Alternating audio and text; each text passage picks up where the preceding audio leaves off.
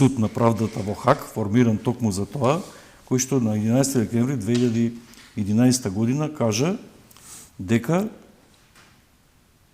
имплицитно, треба некој да чита, но имплицитно Грција не може да блокира Македонија во било која меѓународна асоциација доколку го употребува акронимот поранешна Југословенска република Македонија. Но тоа за челниците на Европската унија тогаш и потоа и денес не важеше ништо. И од тука е проблемот.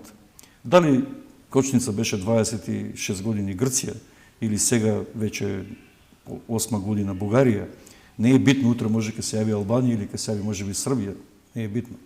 Битно е дека тие држави околу нас, Бугарија и Романија, сега Албанија е членка, Србија и Црна Гора, односно кандидат членка, Србија и Црна Гора, со проблематични ситуации со нивниот територијален интегритет Србија, заради решениот проблем со Косово, кој што е многу поголем проблем од нашиот спор со Грција, 2013 година Европската унија како piece of cake им даде право да почнат преговори.